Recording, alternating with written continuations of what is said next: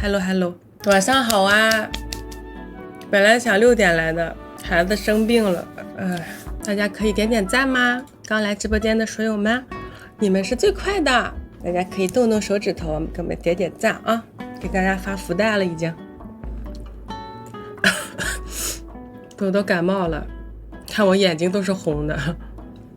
昨天，其实小孩生病也很正常，但是就是忍不住一直掉眼泪。本来今天都播不了的，但是没办法，提前答应了要播的。今天我8点半准时下啊，今天玩王者荣耀时间安排好了的，今天8点半准时下，没事儿，每1分钟都要快乐的直播，宝贵的时间。昨天，我前段时间不是直播感冒了吗？就是大家都看出来了，我后来也没太当回事儿，虽然我其实挺难受的。但是也没吃药，也不能吃药，因为我要母乳嘛。然后昨天下午的时候，朵朵就开始发烧了，应该是37度5，然后快速的到38度3，然后再次量的时候就38度4、5了。然后就决定马上去医院挂急诊儿科。到医院的时候就39了，在那边抽了血，反正就医院那套流程嘛。然后采了核酸，嗓子的核酸。刮了鼻涕，然后检查了接近1-2个小时吧，朵朵就全程都在哭。后来指标就逐渐出结果都没啥事儿，结果就到了那个核酸就是新冠，然后那个医生就是反向推断，就是我前2天就是新冠，但是因为母乳嘛，就孩子也就得了。是的，但是我就是属于一直扛着的，然后也没跟阿姨和泡泡他们说我有多难受。可能就没有认为是新冠，因为我也不能吃药嘛，我说了也没用，也不觉得，因为我也不出门，我不知道怎么得的新冠，很奇怪，快递和外卖吧。然后朵朵昨天就是发烧，然后就吃那个泰诺，昨天就降下来了，昨天晚上睡得还不错，然后今天白天大概下午2点多的时候又烧了一次，然后又吃了泰诺，现在又降下来了，在睡觉。还是从他身体里检查出来的。我的感冒我都没想去医院检查的事儿，现在还能得新冠，有点不可思议。没啥不可思议的，医生说很常见了，就是大家你可能感冒了，你都不一定知道那是新冠，就是因为朵朵病了，所以去查才知道是新冠。很多人都当那个日常感冒了，因为它那个所谓病毒的那个强度也在降嘛。就是它的传播度越广，说明它强度越低，它不是一开始的那个种类了。我哭了吗？我肯定哭，我没办法呀，朵朵哭我就跟着哭了呗。主要是你没法，他不能说话，他也没法表达。哎呦我天，就是小可怜，可怜兮兮的。小孩生病很正常，昨天那个医院就还蛮多小孩的，不只是朵朵这么大的，还有那种1-2岁的，也都发烧38、9度，哎呦。反正有孩子之后就发现这个流感这个东西还真的是从小孩身上就体现出来了。我还有一个比较难过的原因，我不知道现在说的是不是有点早，你们看到了壮壮的官宣吗？你们看到了吗？是不是就已经可以说了？我的弟弟，他去 B 站了。B 站咋了？就是其实没咋的，因为就是感觉离我远点儿。哎呀，行吧，壮壮跟 B 站确实合适，是吧？大家都这么认为的就行呗。我觉得反正我就是保持着尊重他的想法，但是他应该是以他对我的了解，他肯定是觉得离我越近越好嘛。但我又保持着一种不干预的态度，但是我内心怎么想的他应该也能猜到。他那天给我晚上打电话问我的意见，我才开始要表达，因为他要问我的话我就会说，因为毕竟我在抖音播1年了，我也是有一些认识，但我在 B 站完全就不了解嘛，我自己 B 站视频也不咋更新，其实那个平台对我来说就是挺空白的一个认知，我也只能把抖音的这个我知道的东西给他说，我都想好了，我1、2、3、4、5、6、7我都想好了，结果我们俩刚开始聊，我就觉得我没有必要再说了，因为壮壮压根儿不刷抖音，我在说1、2、3、4、5、6、7搁那陈述优点有啥用啊？人家都不是抖音用户，就是我是他姐，泡泡是他姐夫，就我们俩都在抖音直播，他下载了个抖音，他都没有看过我几个视频。你忘了之前咱们直播时候跟他聊什么的，他都一惊一乍的。我说你怎么不看姐姐视频？不是他不看姐姐视频，他压根儿不看抖音视频。他那个软件就在他的手机上就是一个闲置软件，他是个高强度的 B 站用户。所以我当时想说，我搁那1、2、3、4、5、6、7，我说啥呀？没有用，人是自己就是一个 B 站的高强度用户。人不刷抖音，你怎么来抖音开播呀？居然有人不刷抖音，你赶紧采访一下他吧。其实是有的哦，为了看我才下载的抖音。很多传统平台的观众是这样的。壮壮又是一个原教旨主义的人，他就是一个 APP 用到老的那种，也不太愿意挪地儿。他至今还在玩三国杀，那个在 Steam 上好评如潮的游戏。不知道他玩了几年了，我觉得有8年，有7、8年了。有的人也不刷 B 站，我就刷的少，所以说就支持呗。我觉得他去哪儿我都支持他，他开播的时候我会去给他开舰长的。我觉得以壮壮的技术水平在哪里都是独一份的。其实抖音是缺他这样的主播的，我没有任何浮夸的说，老壮是最纯粹的玩家，这是他的优点也是缺点。他纯粹的这么多年十年直播，每天如一日的在玩着他喜欢的游戏，而且没有任何的妥协，就是一个游戏达到不管是白金也好啊，还是全收集啊，以他的这种游戏技术能力和对游戏的上手速度，他其实可以碰很多热门游戏，但是他还是就是在追寻自己内心的喜爱吧。我觉得这一点还是很宝贵的。你看他直播，你就是放心的去跟他打游戏就好了，没有任何其他的有的没的呢。他也不是那种会为了现实的因素会去做改变的那种，就是玩家，很纯粹的一个玩家，做直播纯为了自己玩。瞎说啥实话。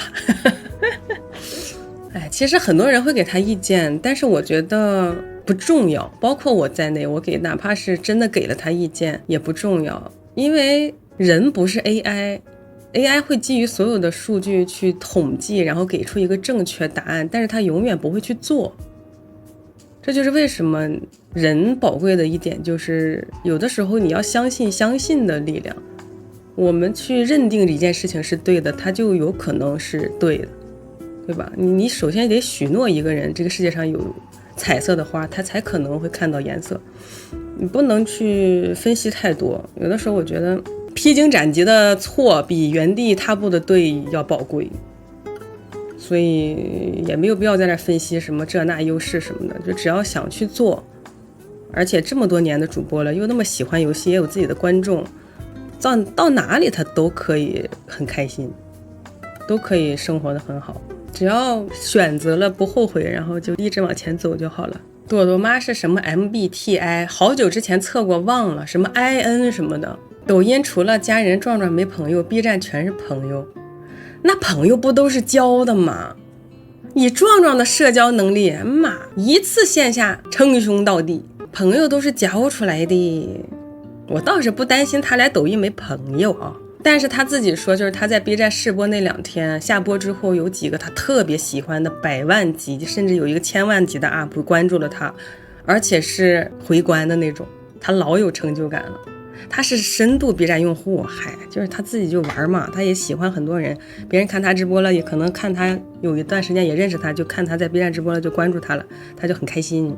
这个成就感的确是很特别的，就很开心嘛。开心最重要啦。我是抖音深度用户，我现在当了妈妈之后更是抖音深度用户了。哎呀妈，已经拉黑好几个就散播育儿焦虑的号了。就有那种起号的人，你有没有良心啊？哎呀妈，一点常识都没有，在那边我真服了。有些人现在起号真是脸都不要了，一天到晚就是说一点那种负能量的那种散播焦虑的那些东西，反正批评的声音永远都比赞美的声音传播度广，那就搁着一个就骂呗。那他起号谁不会啊？抓一个游戏有流量的，或者抓一个什么东西，哪怕是一种食物他都可以喷。还在给你的孩子吃什么什么妈，哪有这样当妈的，就开始了，然后说10分钟没说是什么，完播率倒挺高的，结果其实就是大傻叉。这种号真太多了，你这见一个拉黑一个，没准文案都不知道找谁写的。哎，不行，这种真的是太需要，完全需要就是净化掉，互相抄的。哎，这个不知道，反正就是还挺什么的。就是现在很多这种做视频的都是就好像是卖关子似的，你知道吗？你一上来你不说明白你在聊什么，就一直都在周边扔炮弹，永远打不到圈里去。一开始还会看完，后来我压根就不看了。就只要是这么做视频的，你就直接赶紧该干嘛去吧。你为了那点完播率脸都不要了，我真服了。至于吗？真是的。卖关子不行，因为一点没有干货。你说特别对，你说特别对。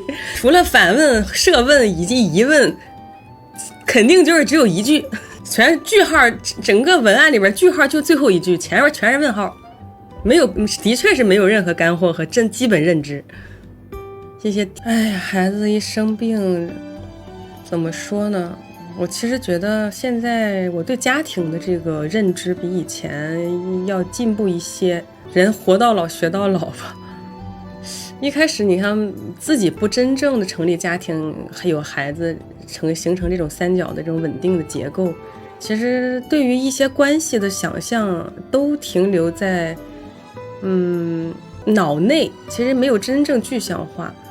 这个我觉得也是现代很多可能会遇到的一些问题，就是我们真的是看太多了，不管是电视剧、影视作品、小说、游戏，别人的短视频，还是别人的 vlog， 就是其实有的时候看的比输出的要多得多得多，然后你脑子里会形成很多方法论，但是这些方法论呢都是很干瘪的。但是你真正回到生活里，你会发现其实生活是非常鲜活的，而且生活是非常有毛刺儿的，就没有那么平整。就是你知道有的时候在网上看了很多所谓的这个概念概念神，然后你就觉得可能有些事情要这样，或者是这样的做法是对的，或者是这样的人是正确的。但是当你回到生活里面，你会发现没有这样的人，就没有这样的被类型化，或者说被标签化，或者是特别的可以被归类的人，因为人都是特别的有多面性的嘛。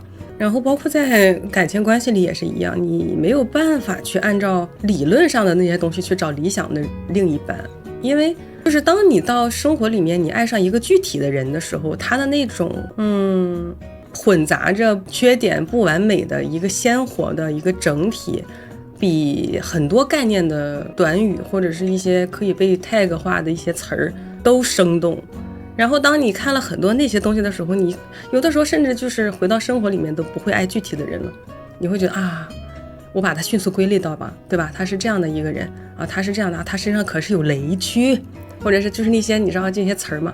但是其实有没有可能我们自己身上也有呢，对不对？或者是我们自己都是把太多的视角都放到外面，然后也没反过来看自己，但是这样的方式就造成我看别人的时候和别人看我的时候都会越来越类型化，然后大家都会把你快速的去推远，然后两个人之间就越推越远，就像是那个磁极一样，就是 N 级遇上 N 级 S 级遇上 S 级，对不对？其实有可能就是很多人可能也是这样的原因，我觉得他不是没有爱人的能力，而是真的是把自己框在了一个用概念去看世界的这么一个圈子里。我最近朵朵一生病昨天我在医院里，我就孩子哭我也跟着掉眼泪，然后我转过头来我看泡泡蹲在那儿给孩子量体温，我就想到很多很多事儿，比如我会经常给泡泡拍各种他跟孩子的互动嘛，我想就是给朵朵记录下来这些瞬间，因为孩子长大会很快，但是我是那个可能长时间陪在他身边照顾他，喂他，对吧？陪伴他，爸爸出现的时候，其实朵朵也会非常开心，然后跟泡泡去进行互动，这样的瞬间我就会记录下来。然后前几天泡泡在抖音上给他买了一个那种就是铁丝穿的那种玩具，然后中间有些小方块，孩子练精细动作的，把它左左右右这么拨。结果他到了之后，那个玩具在抖音上卖90多，你到了之后他拿那个纱巾一擦，发现掉色，他就退掉了。这个我也要给他记下来。就是泡泡不是一个经常会买东西的人，他也不一定是一个善于给生活用品挑东西的人，但是他既然有这个动作，他就是爱孩子的一种方式。可是在一买一退之间，东西是没有留下的，但是这个行为就是爱，就是也是值得被记录的。我就有的时候我就觉得，可能对于小孩来说，尤其对朵朵来说，我就是那个是白噪音的一种存在，就他可能有的时候都意识不到我在身边，他有的时候见到我，他也不会啊吱呀乱叫，因为我就一直都在，我是他的那种长期的那种陪伴和安全感。但是对于泡泡和朵朵，就是他像是那种在白噪音上面那种跳动的小音符，他一出现，朵朵就会很开心，他不会一直长期在，但他每次出现其实都是一种变量，就是那种稳定里面的一种变量，让孩子小生活里面也会有一些很不一样的一些地方。比如说泡泡之前那个本来织那个变电箱的那个地形图嘛，结果现在是朵朵的最爱，就贴在那个地方，他一看那个中国地形图，我一讲说东北平原、四川盆地，朵朵就咯嘎在那儿乐。这个是没有人能想到的，一个小孩子他可能就是喜欢看那个颜色。包括朵朵泡泡自己喜欢养金鱼，然后朵朵现在也很喜欢金鱼，他那种不经意的这种存在也好，或者是对生活的一些小开发也好，就是小朵的生活里的那种小变量。就是我觉得这种搭配，就比如说你有个白噪音是稳定存在的，但是又有一些跳动的这个小音符是孩子的一些像光圈一样这种记忆点，就是也是一种组合。哎，我就乱说啊，我就是感觉到有一些小的想法吧。其实可能随着生活，你还是会有一些新的感悟，新的一些对这种关系的一种认识。是的，我就是的确是活到老学到老吧。哎，朵朵长得像泡神，她也有长得像我的地方，眼睛啊什么的。今天晚上还约了壮壮一起玩呢。哎呀 ，B 站大主播，打个电话，心情很复杂呀。敌台呀，玩王者荣耀世界，标题里写的。